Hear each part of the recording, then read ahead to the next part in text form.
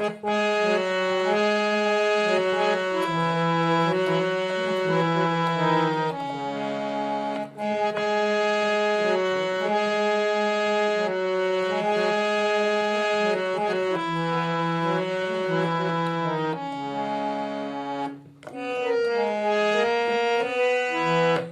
संगीत प्रेमियों को हृदय भाव से स्वागत है।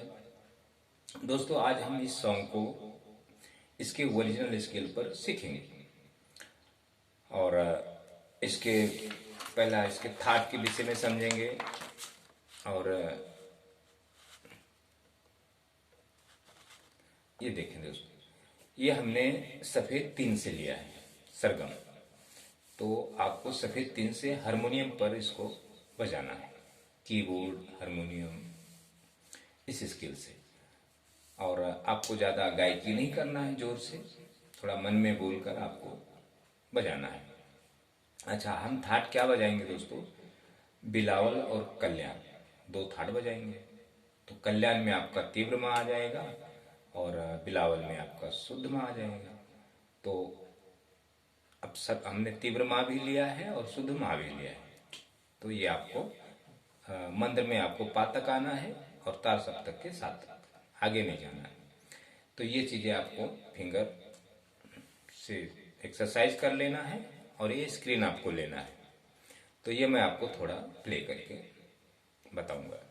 अच्छा, इसमें पहला म्यूजिक है फ्लूट का, फिर उसके बाद बोल है।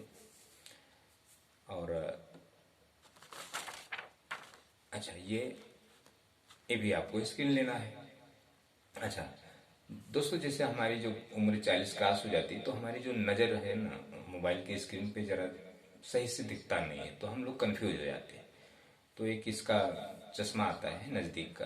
तो आप जब अगर संगीत प्रेमी हैं, संगीत आप सीख रहे हैं किसी भी वाद्य पर, तो आप वो चीज़ें उस समय के लिए यूज कर सकते हैं। ले लें चश्मा एक नज़दीक का आता है, तो वो चीज़ आप इस्तेमाल करें। मैं भी लेता हूँ जब मुझे लिखना होता है। तो अभी तो एक आदत हो गई, नहीं तो मैं 1-2 महीना पहले नहीं लेता था। अच्छा, अब ये आपका बोल होने, मुखड़ा होने के बाद फिर एक जब अंतरा शुरू होता है तो उसके पहले एक म्यूजिक है। तो म्यूजिक इसमें हमने एक लिया है और स्ट्रिंग में है या फ्लूट में ले लें। उसके बाद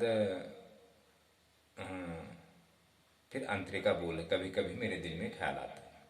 तो ये चीज़ें आपको स्क्रीन ले लें और जब आप थाट बजाएंगे ना तो ये पूरे नोटेशन आपको समझ में आ जाएंगे। जब तक आप थाट नहीं बजाएंगे तो ये नोटेशन आपको समझना मुश्किल होगा, लेकिन फिर भी मैं आपको प्ले करके थोड़ा थोड़ा आपको बता दूंगा कैसे आपको थोड़ा बजाना है उसको। मेन है आपका दोस्तों थाट समझना। अभी जैसे हमने यहाँ से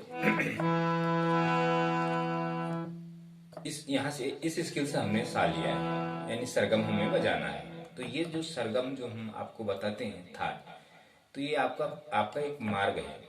इस मार्ग पे आपको चलना है फिंगर से। तो एक आपको रास्ता पता हो जाएगा तो आपको पैटर्न को वो इस गाने के, अच्छा जो सरगम जहाँ जहाँ लिखा होता है तो ये आप सरगम, जैसे हमने यहाँ सा लिख दिया, यहाँ नी लिख दिया, यहाँ ध, यहाँ पा।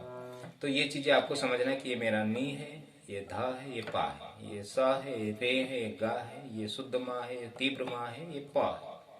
तो जब आप ये चीज़ें जब ध्यान में रख लेंगे पैटर्न को, तब आप वो नोटेशन देखकर आप, तो नोटेशन आप पूरी लाइन ना देखें, उसके नीचे जैसे अभी कभी कभी, जैसे कभी कभी,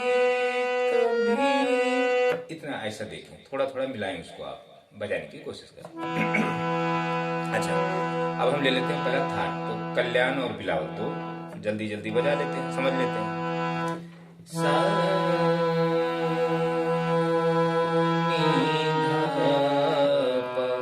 कॉर्ड सही से लेना, कॉर्ड। अच्छा दोस्तों, हारमोनियम पे क्या होता है, जब हम कोई चीज बजाते हैं तो कॉर्ड्स मेन होते हैं। तो कॉर्ड्स लोग सागा पा लेते हैं, मैं सागा पा नहीं लेता हूँ, मैं सिर्फ सा और पा लेता हूँ। हारमोनियम पे कॉर्ड सा और पा का लेना चाहिए। जैसे ये सा है हमारा, ये पा है, ऐसा नहीं, सागा पा नहीं लेना आपको, ऐसा नहीं। ये जो सागा पा का जो कोड रहता है ना, ये पियानो वगैरह में जब लेफ्ट से जब हम कोई चीज़ जब बजाते हैं तो लेफ्ट फिंगर से हमें कोर्ड्स का सहारा लेना होता है, कोई जब हम गाने बजाते हैं तो तभी हमें ये सागा पा का। अच्छा, हारमोनियम में सागा पा का कोर्ड्स नहीं लेना चाहिए। हारमोनियम में सिर्फ, जब मैं आपको प्ले करके बताता हूँ तो आप देखें। सा नी धा पा प ध नी सा। अच्छा, एक चीज आपको मैं और इम्पोर्टेंट समझा देता हूँ। कोर्ड्स जो होते हैं ना, जो सागा पा, ये 99%, 90% हाँ 90% सागा पा का सेम होते हैं, और जो उसमें 99% और जो 1% होता है वो एक कोर्ड्स अलग होते हैं हारमोनियम पे। अगर जब हम बजाएं, अभी देखें, अब हमने देखें सा नी धा पा, ये कोर्ड्स लिया हमने। अगर हम इसको हम सा बनाते हैं, सा रे गा मा पा, सा रे गा मा पा, ऐसे।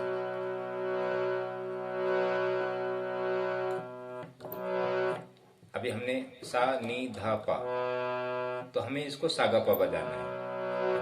सा ऐसा,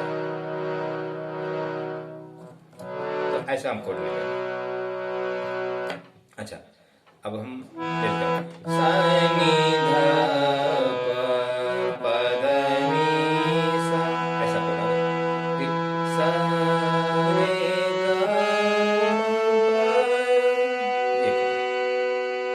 फिर प ध नी सा, ये कोड सा नी धा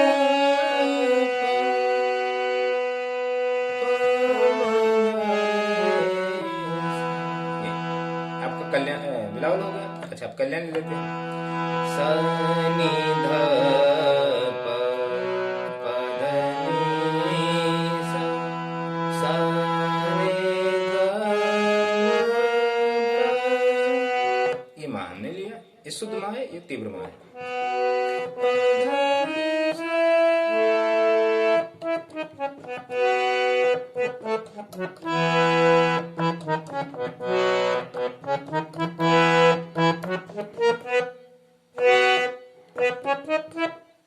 बोलिए कैसा? यहाँ से ऐसे। ये हो गया आपका थर्ड दो।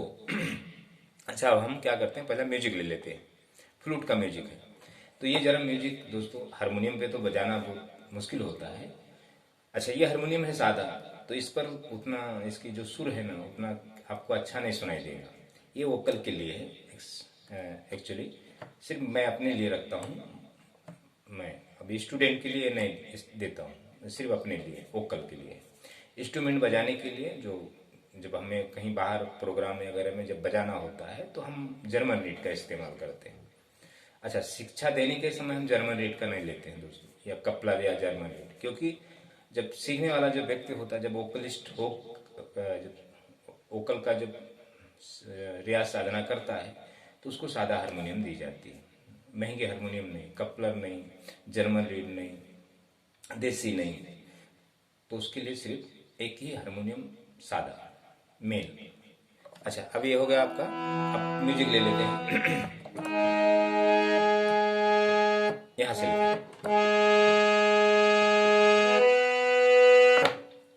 ऐसा है, गा पा धा, गा पा धा।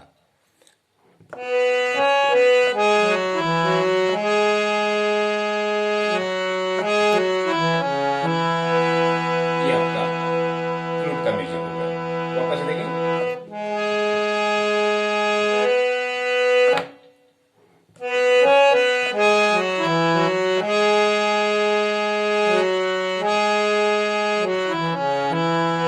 ये। अब इसके बाद सॉन्ग के बोल शुरू होते हैं। कभी कभी, ख्याल,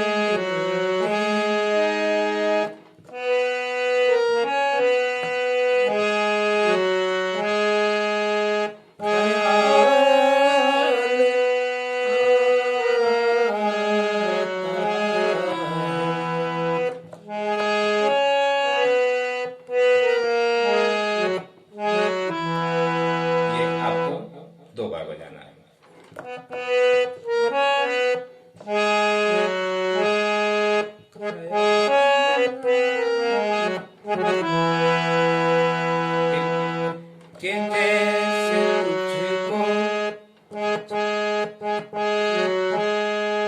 कि जैसे तुझको बनाया गया है मेरे लिए।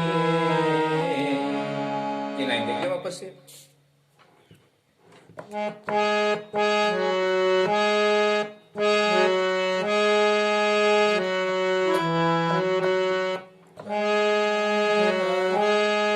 वापस देखें।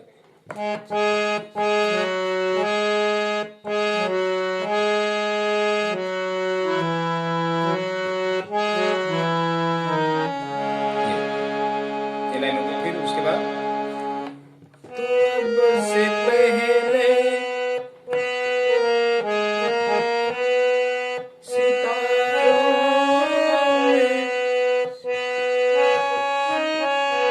बस रही थी कहीं।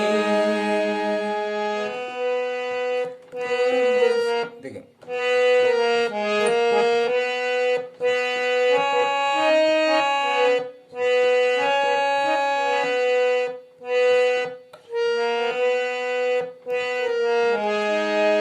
तुझे जमीन पे, तुझे जमीन पर बुलाया गया है मेरे लिए।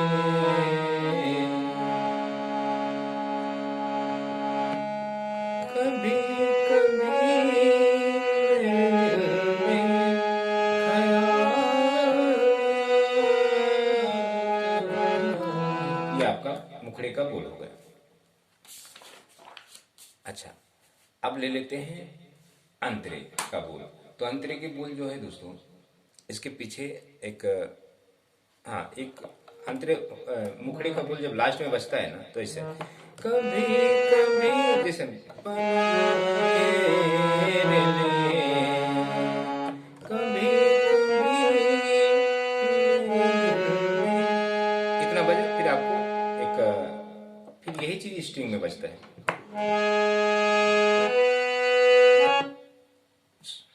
ये फिर ये फिर उसके बाद कभी कभी मेरे दिल में ख्याल आता है, वही बोल चलता है। फिर उसके बाद जब अंतरा बजता है, तो अंतरे बजने के पहले म्यूजिक पर ध्यान दें।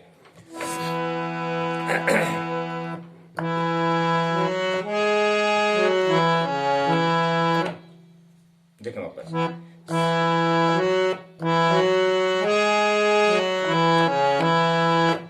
ऐसा। फिर उसके बाद एक फ्लूट की म्यूजिक आती है।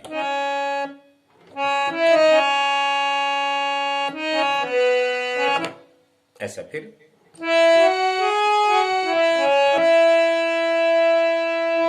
इसके बाद अंतरा चालू होता है। देखें कभी कभी मेरे दिल में ख्याल, वापस देखें कभी कभी मेरे दिल में ख्याल आता है। यहाँ जरा हरकत है दोस्तों। कभी कभी मेरे दिल में ख्याल आता है, आता है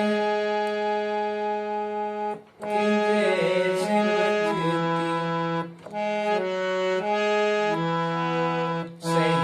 शहनाइयाँ सी राहों में, कि जैसे बजती शहनाइयाँ सी राहों में।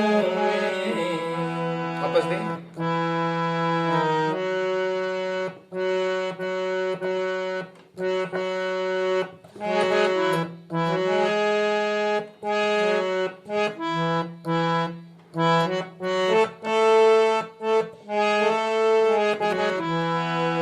तो उसके बाद सुहाग रात है,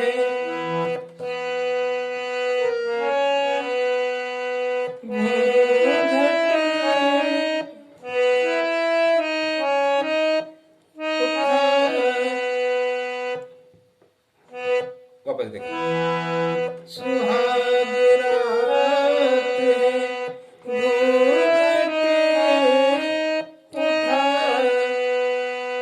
रहा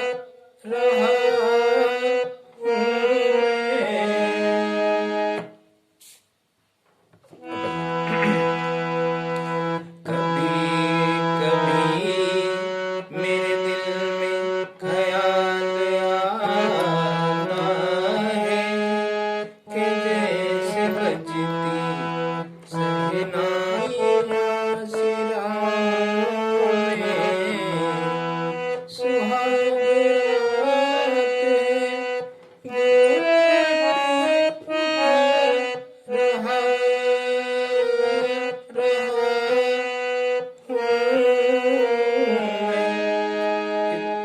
सिमट रही है सलमा के अपनी बाहों में। ये हुआ आपका वो। फिर उसके बाद हुई कभी कभी मेरे दिल में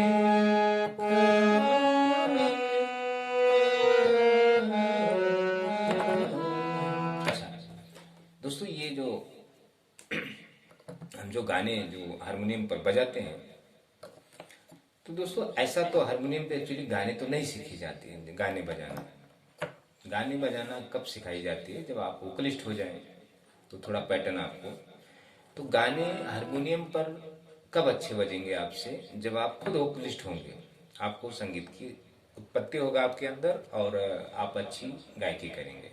अच्छा, अच्छी गायकी ऐसा नहीं कि आप एक सिंगर बन जाएं, नहीं, आप अपने मन के अंदर अच्छी गायकी करेंगे या सुर में गाएंगे, लेकिन शब्दों को आपको बोलने का अंदाज अच्छा होना चाहिए, समझ होनी चाहिए। और जो छंद होते हैं ना, जो अभी ये जो सॉन्ग है ये कविताएं समझो, ये छंद ही हैं समझो। तो ये छंद की एक पढ़ाई होती है लाइन में, कि हमें इस लाइन को कैसे, मतलब क्या क्या इस लाइन शब्दों में समाहित है, वो चीज़ें आपको पढ़ाई करनी होती। अच्छा, अभी गुरुजन मैंने देखा है कि लोग सभी वीडियो बनाते हैं सुर ज्ञान होना। तो सुर का ज्ञान दोस्तों होता नहीं है। सुर का ज्ञान, कोई भी चीज बजा लेने से सुर का ज्ञान नहीं होता है। ये समझे, एक शास्त्र विद्या है, तो ये इसकी साधना की जाती है। अच्छा, साधना की जाती है, समझो हम किसी ईश्वर की पूजा करते हैं, वैसे हमें संगीत की पूजा करना होता है। तो संगीत की पूजा करने के वक्त आपको निस्वार्थ होना पड़ेगा। आपके अंदर जरा भी स्वार्थ नहीं। आप किसी भी गुरु के माध्यम से अगर आप शिक्षा ले रहे हैं, तो आप उस गुरु के विषय में अगर आपके अंदर अशुद्ध भाव आए, तो समझो आपके जीवन में संगीत नहीं। तो अशुद्ध भाव ना आए आपके जहन के अंदर, तो उसके लिए साधना कराई जाती है। तो वो गुरु के बस की बात नहीं। अच्छा, आप YouTube पर वीडियो देख करके सोचें कि हम साधना कर लें, या जो भी चीज़ें गुरुजन बताते हैं, तो वो सही नहीं है, वो नुकसानदेह है। नुकसानदेह ये इसलिए है कि जैसे अभी हमारे पास समझो प्रैक्टिकल कोई व्यक्ति सीख रहा है, तो हम उसको अच्छी तरह समझा सकते हैं और उसे बता सकते हैं कि अगर मैं आपको साधना भी देता हूँ तो ये सिर्फ 6 दिन करना है, 6 दिन से ज़्यादा नहीं करना है। 6 दिन के बाद आपको आके इसका मतलब उसे चेंज करना है। तो अगर अब YouTube के माध्यम से अगर कोई साधना या कोई सरगम रटने को, अलंकार या पलटे जो भी है कर रहे हैं, तो वो आपके लिए नुकसानदेह है। आप करें, ऐसा कुछ नहीं, आपका फायदा कभी नहीं होगा, उल्टा नुकसान होगा। तो संगीत कभी भी दोस्तों प्रैक्टिकल होकर ही सीखा जाता है। अच्छा, आप YouTube के वीडियोस देखें, अभी मैं आपको ये शिक्षा दे रहा हूँ, ये मैं आपको सिखाने के माध्यम से नहीं कर रहा हूँ कि आप सीख जाएंगे, नहीं। मैं आपको संगीत के विषय में समझाना चाहता हूँ, बताना चाहता हूँ कि आप यदि आपको ज्ञान नहीं है उस चीज का, तो आपको ज्ञान प्राप्त हो, समझें कि हाँ संगीत होता क्या है, कि संगीत हम सीख सकते हैं या नहीं सीख सकते। तो इसका जो मार्ग है बहुत अलग है दोस्तों। तो ये चीजें आपको ध्यान में रखना है। अच्छा, थोड़ा ये जो मैं आपको गाने जो बजाता हूँ और जो समझाता हूँ, तो आपके पास चलो हारमोनियम है या कीबोर्ड है, तो थोड़ा आप वो गाने को देखकर आप बजाएंगे तो आपका दिल बहल जाएगा कि हम थोड़ा गाना बजा लेते हैं, बस इतना ही दोस्तों। आप वो एक जो आप जो चाहते हैं कि मैं वो संगीतज्ञ बन जाऊं, अच्छी गायकी करूं, अच्छा प्लेयर बन जाऊं, तो आपके लिए वो अलग मार्ग है दोस्तों। अच्छा, आप ये कभी ना सोचें कि वो इतना अच्छा कैसे बजा लेता है, ये दिमाग से निकाल दें। मैं एक प्रोग्राम में गया था, तो मेरा जो तबला वाला था और ढोल वाला था, तो दोनों से मैंने सवाल किया कि सर, आपको अगर किसी बच्चे को सिखाना हो या हमें ही सीखना हो, तो आप मुझे कैसे सिखाएंगे? तो बोले हम सिखाएंगे। तो मैं बोला कितना दिन, मैं एक स्टूडेंट के माध्यम से, जैसा मैंने सामने वाले से सवाल किया, अब उसको नहीं पता था ये कीबोर्ड प्लेयर है या संगीतज्ञ है वो। तो मैं बोला जैसे अभी हमें ही संगीत, आपसे तबला सीखना है या ढोलक सीखना है, तो हमें कितना क्या करना होगा? तो बोले 6 महीना लगेगा आपको, मैं सिखा दूंगा। तो मैं बोला किसके माध्यम से सिखाएंगे, मतलब क्या चीज़ हमें बताएंगे, हमें हाथ से या लिख के कुछ हमें देंगे? तो बोले नहीं, लिख के नहीं, आपको हमारे घर पे आना पड़ेगा, इतना फीस देना पड़ेगा और मैं आपको सिखा दूंगा। तो मैं बोला इसका कुछ बोल वगैरह आपको पता है कि जैसे लोग गुरुजन बताते, मैं भी सुना है कि इसमें कहरवाद होता है, दादरा होता है, रूपक होता है, ये सब चीज़ें आपको ज्ञान है क्या, पता है क्या इसके बारे में, लोग सिखाते हैं? बोला नहीं, वो सब हमें नहीं पता, लेकिन हम आपको सिखा देते हैं। तो दोस्तों ऐसी चीज़ें, तो ये जो कलाकार होते हैं गॉड गिफ्टेड, जो जिसको नॉलेज नहीं होता है कोई चीज़ पढ़ाई का, तो ये बेहतरीन बजाते हैं। तो ये दोस्तों बजाते कैसा है, क्योंकि इनके जो पास्ट लाइफ में जब ये संगीत, जब इनके अंदर उत्पत्ति होती, जब ये बचपना में होते हैं, बचपन में होते हैं, तो ये मतलब उसी माहौल में हो जाते हैं, या ये भटक भटक के ये वो चीज़ें प्राप्त कर लेते हैं। आप इनको सिर्फ बजाते हुए देखते हो, आप इनके बैकग्राउंड को नहीं जानते हो, इनके अतीत को नहीं जानते हो आप। तो आप ये चीज़ दिमाग से निकाल दें कि सामने वाला बिना सीखे भी, ऐसा कोई है नहीं कि बिना सीखे प्राप्त कर ले। अरे वो समझो कि